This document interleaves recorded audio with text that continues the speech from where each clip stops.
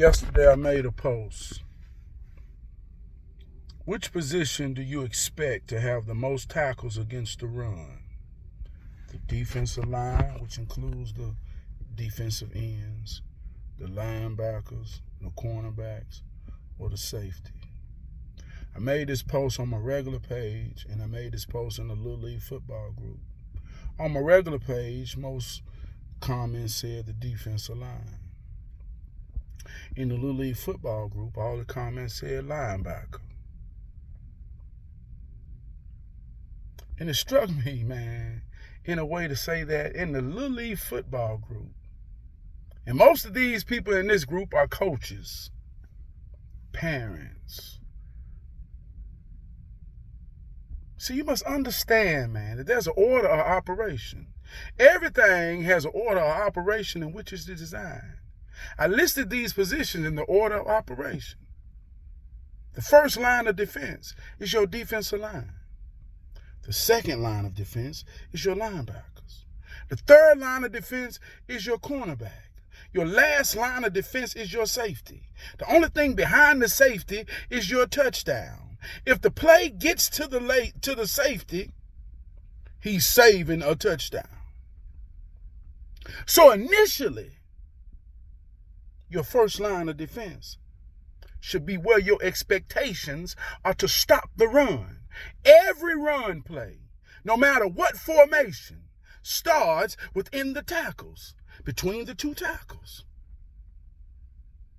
The center hikes the ball to the quarterback hands the ball off to a running back within the two tackles.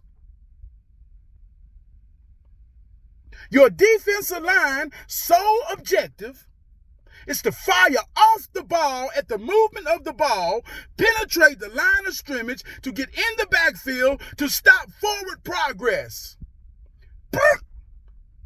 Loss of down. That is their sole objective. Now, in this here Little League group, a couple coaches said they teach their defensive linemen to occupy. Oh, my God. This is indicative of the mentality that they have with these children. See, they think the little chubby one, the one who ain't the fastest, the one who don't seem to be the most athletic. See, they don't see and teach and inspire these kids to know that you are the potential to be the superstar. And when it comes to this run, you are the one that makes the initial impact and difference. I expect you to stop this play before it starts. They just got them feeling like they just there to occupy. So the linebacker, the one who, see how this work, man? So you got to understand how this thing really worked to teach it. So this is a reflection of the game. This is why 7-on-7 has destroyed the true principles of this here game.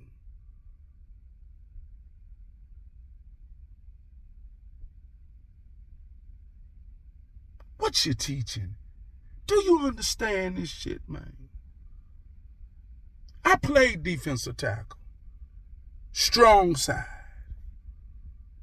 We ran the 4-4 in high school. Two down tackles, 2 down ends. My responsibility on the strong side was the B gap. If they ran a play within the tackles, coming to the B gap, my coach taught me, trained me, coached me, and expected me that was my tackle. And the only way the strong side linebacker got a tackle that came up the B side was if I got beat. So I told my linebacker corps, and if they watching this, they know you ain't getting no tackle if it come up the goddamn middle on the B side, the strong side. It's mine.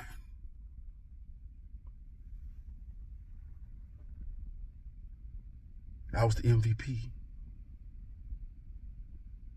So if you ain't teaching this in the objective of the game and how it's designed in the order of operation in which a defense works, you don't know what the fuck you talking about. And you ain't teaching these kids right.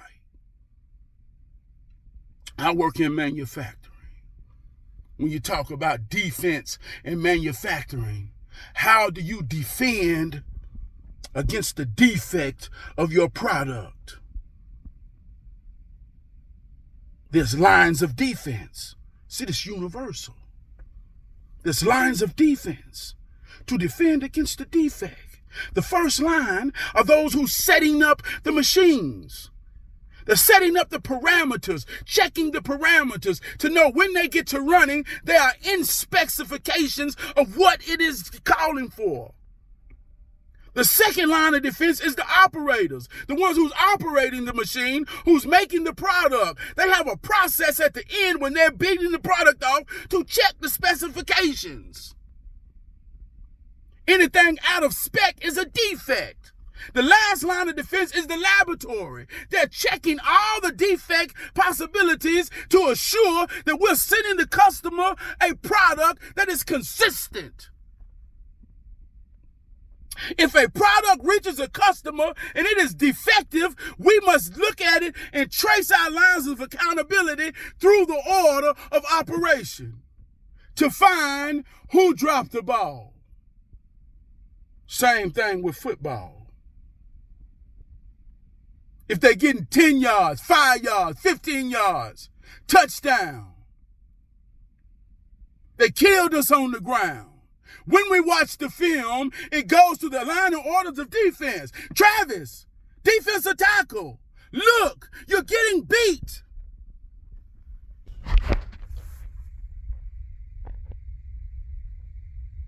That's where it starts. That's where it stops. Expectations is the seed of disappointment.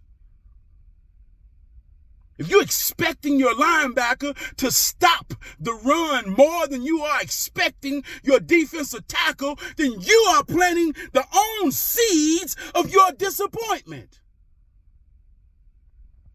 You ain't looking into the little chubby guy's eyes that's on the line, instilling belief, empowering him to know that we depending on you. And y'all can't stop a goddamn thing in between them tackles. Now, I know the linebacker, when you look at the statistics, the linebacker going to have more tackles in most cases. That's because the linebacker tackles is tallied up with passes. They tackles are tallied up with plays all on the sideline. They tallies are tackled up with reverses. But I'm talking about, I say running plays. Running plays happens in between the tackles. Who do you expect to stop that shit? See how that works? See, I talk about this thing so passionate because this football game made me, man. And we in football season. And this is the time that most men get masculine and talk rough and understand and act like that. Let me tell you something. Football is the easiest game to understand from the sideline. But if you ain't never understood this game from the face, man, you don't know what the fuck you talking about. And then you put these expectations of not knowing what the fuck you talking about into children.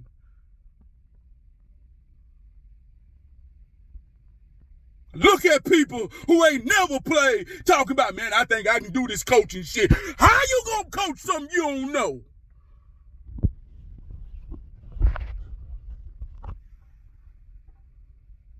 Little Bobby out there getting dogged.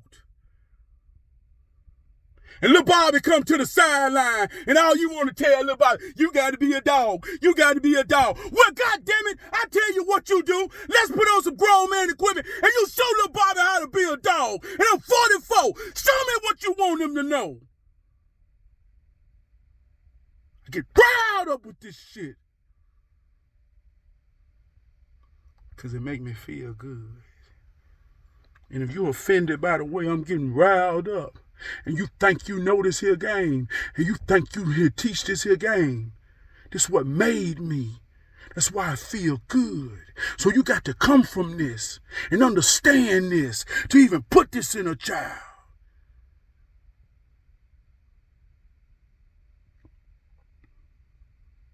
Love this shit. But my point in all of this is, you got to know how this thing works to make it work. If you don't know how it works, it's getting worked on you. So my answer, and the right answer, you better expect your defensive tackles to have more tackles than your linebacker when you're talking about run plays inside the box. Even though he may not, you better expect, and you better look in that little boy's eyes on your defensive line, and you better let him know that you believe in him. Because if my coach ain't expect me to make a tackle every time he came to the strong side near the B gap, then I know he ain't believe in me. But my coach believed in me. And he might watch this, Coach Gaston. He believed in me. And I felt he believed in me. And every time the ball got high coming on that B side, I used to tell him, you ain't going nowhere. And I told the linebacker, you ain't getting nothing on this here side. So if you ain't got them expectations, don't you be telling no defensive tackle to occupy. He ain't got to occupy a goddamn thing. That ain't in no aspect of the concept or the goddamn foundation of the defensive tackle. He ain't designed, that position ain't designed to occupy a goddamn thing. That position is designed to come off that ball, find that ball, stop that ball. You occupy a goddamn thing. So don't you teach them children no bullshit. I love y'all.